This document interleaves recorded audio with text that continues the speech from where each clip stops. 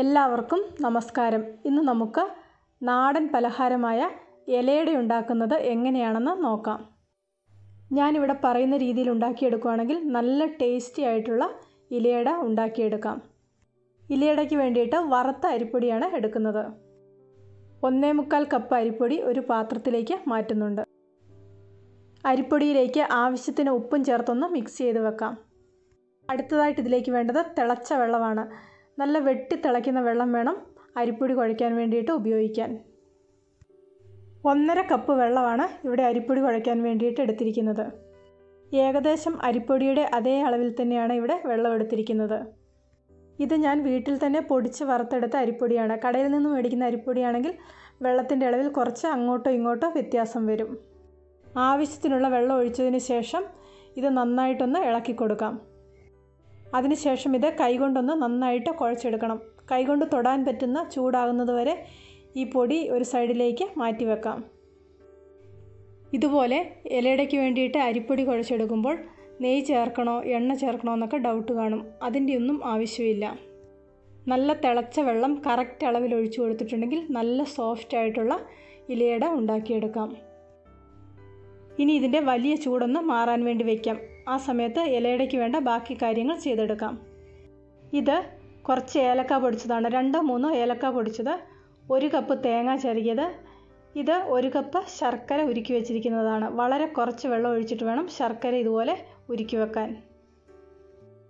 അടുപ്പത്ത് ചൂടുകട്ടിയുള്ളൊരു പാത്രം വെച്ചിട്ടുണ്ട്. ഇതിലേക്ക് ഉരുക്കിയെടുത്ത ശർക്കര ഒഴിച്ചു കൊടുക്കാം. ഇത് ഉരുക്കിയതിന് ശേഷം അരിച്ചെടുത്ത ശർക്കരയാണ്. ശർക്കര എടുക്കുമ്പോൾ ഇതുപോലെ ഉരുക്കി അരിച്ചെടുക്കണമെന്ന് നിർബന്ധമില്ല. നല്ല ശർക്കരയാണെങ്കിൽ വെറുതെ ഒന്ന് ചിരണ്ടി എടുത്താൽ മാത്രം മതി. കരടുള്ള ശർക്കരയാണെങ്കിൽ മാത്രം ഇതുപോലെ ഉരുക്കി അരിച്ചെടുത്താൽ മതി. ശർക്കര ഇവിടെ ചെറുതായിട്ട് തിളച്ച് വരാൻ തുടങ്ങിയിട്ടുണ്ട്. ഇനി ഇതിലേക്ക് ചിരകി വെച്ചിരിക്കുന്ന 1 കപ്പ് തേങ്ങ കൂടെ ചേർത്ത് കൊടുക്കാം.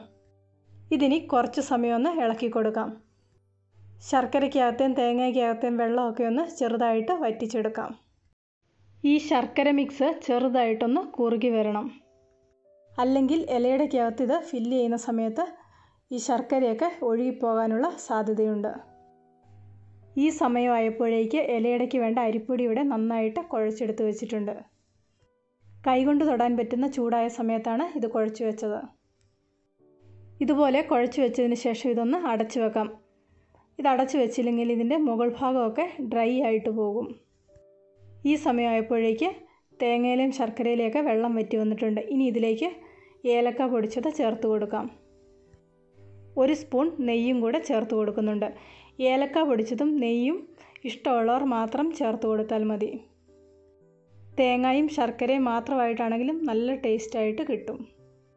ഏലക്ക പൊടിച്ചതും നെയ്യും കൂടെ ചേർക്കുമ്പോൾ ടേസ്റ്റ് ഒന്നും കൂടെ കൂടും. ഇനി നമുക്ക് അടയുണ്ടാക്കാൻ തുടങ്ങാം. അതിന് വേണ്ടിയിട്ട് കുറച്ച് വാഴയില കഴുകി മുറിച്ചെടുത്ത് വെച്ചിട്ടുണ്ട്. കുറച്ച് വെള്ളത്തിൽ കൈ മുക്കിയതിന് ശേഷം വേണം അട പരത്തിയെടുക്കാൻ. ഏകദേശം 2 ചപ്പാത്തി ബോളിന് വേണ്ട മാവിൻ്റെ അത്രയും എടുത്തിട്ടാണ് ഇവിടെ പരത്തിയെടുക്കുന്നത്. ഇതുപോലെ നല്ല കനം കുറച്ച് പരത്തിയെടുക്കാം.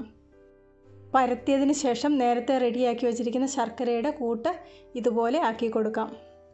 ശർക്കരയുടെ കൂട്ട് തണുത്ത് വരുമ്പോൾ ഒന്നും കൂടെ ഒന്ന് കുറുകി വരും. ഓരോന്നോരോന്നായിട്ട് ഇതുപോലെ റെഡിയാക്കിയെടുക്കാം. ഇവിടെ ഒരു അപ്പച്ചെമ്പിൽ വെള്ളം തിളയ്ക്കാൻ വേണ്ടി വെച്ചിട്ടുണ്ട്. ഇതിലേക്ക് റെഡിയാക്കി വെച്ചിരിക്കുന്ന ഇലയട വെച്ച് കൊടുക്കാം. ഒരു 15-20 മിനിറ്റ് കൊണ്ട് ഇലയട റെഡിയായിട്ട് കിട്ടും.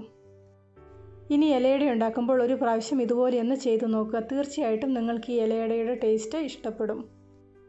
ഇന്നത്തെ റെസിപ്പി ഇഷ്ടപ്പെട്ടെങ്കിൽ ലൈക്ക് ചെയ്യാനും ഷെയർ ചെയ്യാനും നിങ്ങളുടെ അഭിപ്രായങ്ങൾ അറിയിക്കാനും മറക്കണ്ട.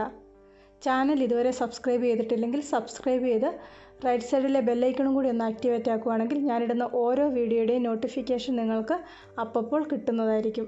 പുതിയൊരു വീഡിയോയുമായിട്ട് വീണ്ടും കാണാം.